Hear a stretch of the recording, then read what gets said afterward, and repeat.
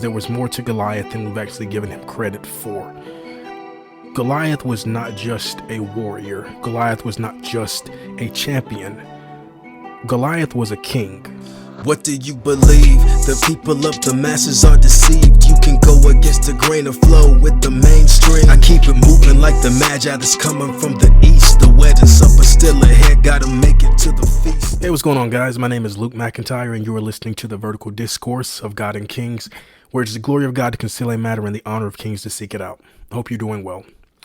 So this wasn't on my radar today to do as a podcast. I was actually working on answering some questions about Gilgamesh, Nimrod, and the Nephilim, but I saw something that I wasn't looking for, and I just really had to shift courses and talk about this. And today I want to talk about a character that we are all familiar with, regardless of how you feel about Nephilim before the flood, Nephilim after the flood. We all tend to feel the same way about Goliath for the most part. Because there was more to Goliath than we've actually given him credit for. Goliath was not just a warrior. Goliath was not just a champion. Goliath was a king, as were his brothers. But in order to establish that, we have to lay some groundwork. So the first places that we actually see the Philistines in the Bible is going to be in Genesis 20 and in Genesis 26. That's going to be the interaction between Abraham with Abimelech and then with Isaac and Abimelech. Now, understand, Abimelech is the king, and we don't necessarily know that that's his name because the name Abimelech could technically be a title. Once you look at the etymology of the word Abi, meaning father, and Melech, meaning king, it means that my father is king. And we've talked before about how the name Melech means king, and it's a nod to Amalek from before the flood, and ultimately Lamech was in the lineage of Cain. So you start to make that connection on the back end of it here. But their relationship with Abraham and Isaac is pretty peaceful. There's a couple of squabbles here and there, but nothing that starts a war. In fact, they have a lot of respect for Abraham when we get to Genesis 20. There's an altercation where Abimelech finds Abraham's wife, Sarah, attractive. He tries to take her for wife. God basically says to him, know for a fact that you're a dead man if you touch this man's wife, right? Abraham and Sarah leave. Later down the line, Isaac has a similar situation, I believe, with Rebecca. But again, outside of that, their relationship is peaceful. Now, fast forward, the Israelites have been in bondage to Egypt for 400 years. When they are leaving Egypt and going to the land that's been promised to them, they are going to the land of the Canaanites. So they're not running into the Philistines for a couple of reasons. One, God told them to possess the land of the Canaanites. We talked about how in Genesis, when Ham looked at the nakedness of his father, Noah turned around and said, cursed be Canaan, a slave shall he be to his brothers. And then he said, blessed be the Lord God of Shem. And we know that Shem was the lineage from which the Hebrews came from. And so that's why there's been this long-standing battle between the children of Israel and the Canaanites. In fact, when you look at the progression of Abraham through the promised land, there's different places where he sets up altars to worship God. And in a lot of ways, what he's doing is consecrating the land. So when Israel goes into slavery for 400 years, you see the Canaanites settling in that land, specifically these giants, Og of Bashan, King Sihon of the Amorites. And it's no mistake that they are positioned right at the King's Highway. Their entire setup is to keep these Israelites from coming back in. And they're also strategically desecrating the land to keep these Israelites out. Now, as they are going through the wilderness, the Israelites are not a strategic people. The Amalekites fight like cowards. They fight them while they're weak. They fight them before they're organized. And only on one occasion do they face them head on, when they expect the Israelites to be too weak and too unorganized.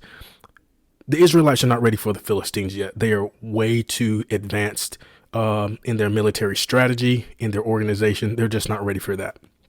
But understand this, when we look at the Philistines in Genesis, Abimelech is the king of the Philistines. Now that matters, okay? So the Israelites go through the promised land. They fight against the Canaanites. Moses dies. Joshua leads them to fight against the Canaanites, to fight against the Amalekites, to fight against the Amorites, to fight against these giants. And ultimately, these giants have to pull back. And one of the strongholds that these Nephilim get reduced to is Gaza. And Gaza later becomes known for being giant territory. Gaza, as you also know, belongs to the territory of the Philistines. So why does this matter? When the Nephilim are leaving the land of Canaan and they are going into the land of the Philistines, you see a power shift. In the days of Abimelech, when Abraham and Isaac were living, there was one king. Now you see a transfer when you get to the days of Saul, where there are 5 lords of the Philistines. Well, what happened? Is there anywhere in the Bible where we see 5 significant individuals? Well, yes, we see Goliath and we see his 4 brothers. Now, it might feel right off that that's quite a stretch. The Bible doesn't say that they are kings. No, it doesn't say that they're kings in so many words. But when we start to read between the lines, which we should do, we can kind of start to piece things together. When Samuel grew old, he appointed his sons as judges over Israel. Basically, the children of Israel reject his sons and they say, "Give us a king to judge us." Samuel considered their demand wrong, so he prayed to the Lord, but the Lord told him, "Listen to the people and everything they say to you. They have not rejected you. They have rejected me as their king." So Samuel goes on to tell them what they can expect of a king. But the people refused to listen to Samuel. "No," they said, "we must have a king over us. Then we'll be like all the other nations. Our king will judge us, go out before us, and fight our battles." So that's what a king does. A king judges over situation. He goes out before the army and he fights battles. Okay. So when we look at Goliath, the Bible doesn't use the word king. It says in those days there was a champion from Gath named Goliath. And the story of Goliath is the only time in the Bible that you see this terminology, champion. And the word there is benayim. I could be saying that wrong, but I believe the word is benayim, which basically means stand between. Another definition is the space between armies. A champion is a person who goes out between the armies to basically stop the altercation. And he says, "Give me a man to fight." Now, what does he have to do in order to do that? He has to go before the army. So we see him acting in the king's stead, right? So just as the Israelites said that they want a king that will go out before the army and go out before them in battle, we see Goliath, who is of another nation, going out before his army in battle as a champion. So the word champion there is substituted for the word king. When we see Goliath acting in his office, we need to start reading between the lines. First of all, when have you ever seen a soldier that had the authority to say, "If you kill me, we'll become your slaves. But if I kill you, you become our slaves"? What soldier has the audacity to make such a bold claim when there's a king that's like, "Hold up, I didn't sanction that"? And he does this for 40 days, right? Keep in mind as well, Goliath is a giant. And I know a lot of modern sources want to kind of scale down how big he actually was. I don't know how big he was, but I believe that he's a lot bigger than people give him credit for. It's become very popular to downplay the history of giants. I don't know if you remember this, but back in 2016, articles started to come out about the Smithsonian's, how there was ample evidence proving that they had been destroying evidence of giants by the tens of thousands of samples. And they finally got called on it, and they had to admit to the fact that they'd been destroying parts of history because it didn't play into the narrative that they were trying to push by certain elites. They didn't say the word elite or elite because, let's be honest, the word elite doesn't. I'm sorry, this is a soapbox, but this gets me. I can't stand the word elite. There is no word that ends in ite that sounds like elite. It's elite. They follow these false gods or these false elves, and they are known as elites or the priests of these false gods. I said it. I know this got nothing to do with the topic that I'm talking about, but it just frustrates me. So a lot of sources say that, well, he wasn't really that big, but you got to keep in mind too, the head of his spear is 15 pounds. That's the weight of a bowling ball. It's like your chest would explode if he threw that at you, right? His armor is, if I'm not mistaken, 125 pounds, just his breastplate. And he's running in this. He's fighting in this, right? He has to have an armor bearer just to go out to carry his shield. So we're not talking about a small person. You can't fit all of that muscle and power into a 6-foot frame, right?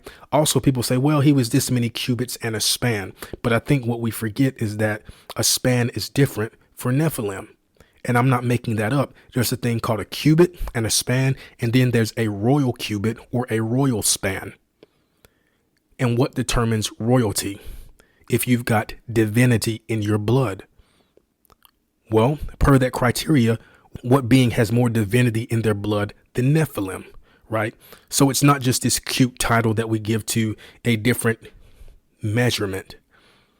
So by that standard, Goliath could have been anywhere between 9 feet and 11 to 12 feet tall. Be that as it may. He's going out before his army. He's the one making wild claims that only a king can make.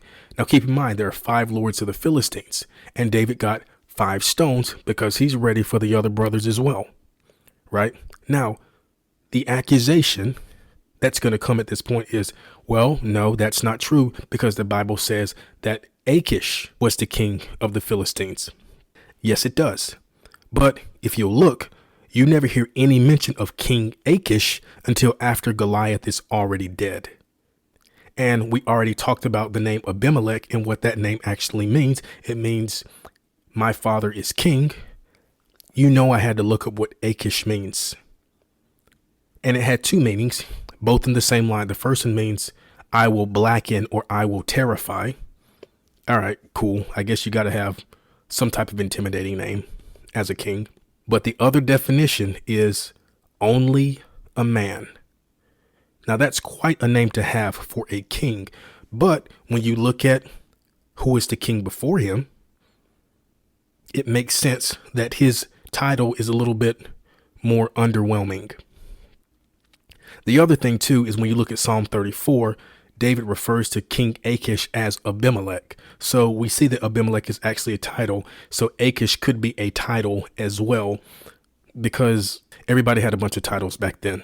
But there's something else that I want to point out too, is Achish's response when David is in his territory. You see Abimelech in Genesis being on friendly terms with Isaac and being on friendly terms with Abraham. Because they are of the seed of the serpent and they've got Nephilim blood in them, Goliath and the other giants will have nothing to do with the children of Israel. They defy the armies of God. They want to feed David's carcass to the birds. They've got total resentment for the children of Israel. But when Achish is in the king's position and David has been in his stead, all he can say is that you walk like an angel of God within my presence. It's like, bro, I know that you're from the other side and I shouldn't like you, but there's something about your presence that I can't explain. And I love that about you. So what does that tell me? One, it tells me that obviously Dave carried himself with a level of integrity that was noticeable even to his enemies. But it also tells me that King Achish doesn't have within his DNA and within his blood the same resentment that he should have if he were of a Nephilim lineage. So we see that Achish, which again means only a man, is a stand-in king for Goliath, whose name means splendor. He was a champion who went before the army, and kings go before the army.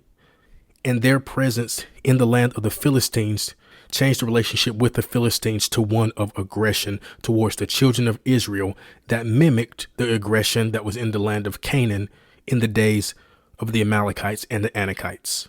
So I don't want to spend a whole lot of time on that. I just wanted to share that with you. I hope that made sense. If you have any questions or if you feel like I left something out, please leave it in the comments. The Bible is a living thing. And we are constantly getting revelation. I don't claim to be a know-all. I don't claim to be an expert. I'm just learning stuff same as everybody else. So if you have something for me, I want to be open to hearing what you have to say. Let's grow together.